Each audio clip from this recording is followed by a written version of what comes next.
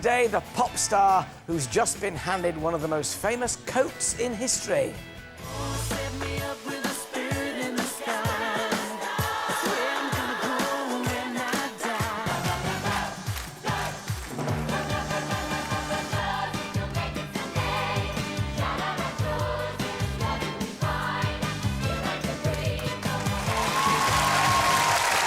Gareth Gates on his West End debut and following the footsteps of Lee Mead.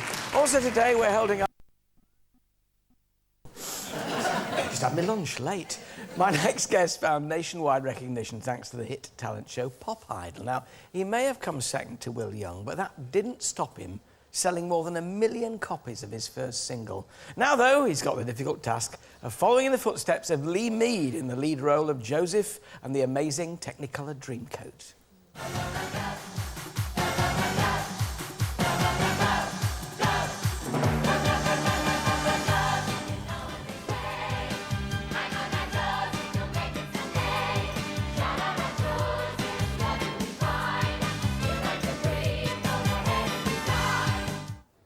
Please welcome Gareth Gates. Stand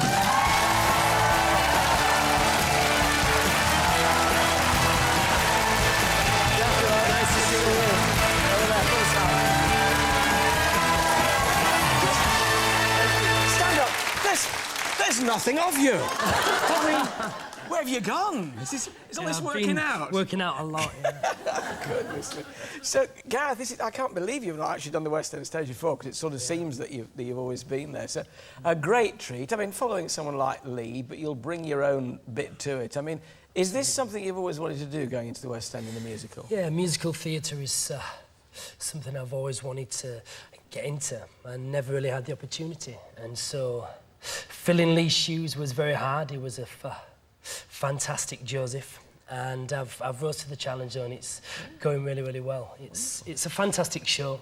The music's wonderful, and the rest of the cast are all fantastic people. So people were astonished at you when you did so well way back then with Will, and you've both survived. You've both been great survivors. But with you particularly, because of that stammer that you fought so hard to conquer, which you really seem to have mastered now. You've got this. Yeah. Now, what's it called? It's called the Maguire technique. Isn't it? I'm part of the programme called the Maguire programme, and it teaches you a new way of breathing, a new way of speaking, and about 90% of a stammer, though, is psychological, and so it's tackling those elements as well as the physical speaking part of it.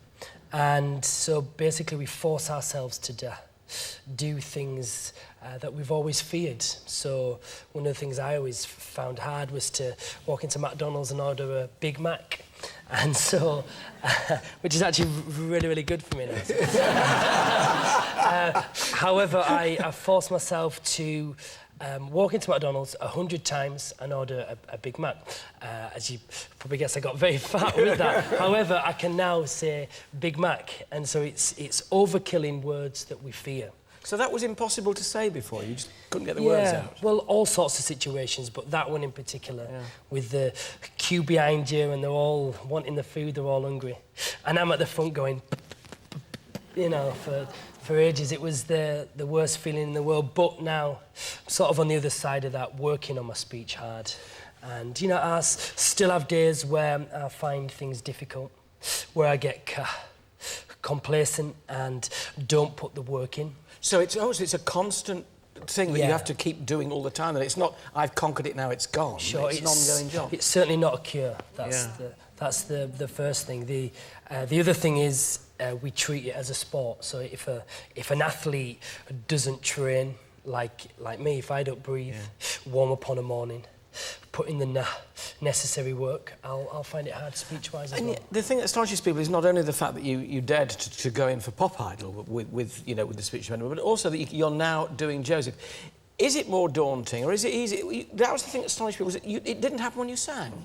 Yeah, and I don't think there's any real explanation for that. There's a few theories. Maybe it's the way I breathe, or when I'm singing, I adopt a different persona. So I'm not Gareth Gates, the sort of personality. I'm the singer, and I've never had any negative experiences or associations with singing like I have with speaking. Daunting following Lee, the people's choice, as it were? Absolutely. He was a fantastic Joseph. I went to watch him a few weeks before I went in. And yeah, it scared me a little bit because he was very good. However, you know, things have been going fantastic, and I've really rose to the challenge. So. Now, but you've got this. You're in a loincloth for about 75% of the time. It's so short as well. Yeah.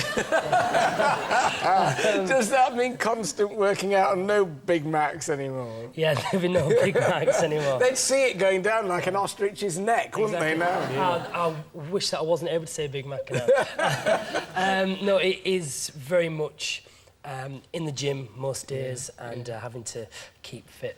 Which is fine. It means that I'm eating healthily.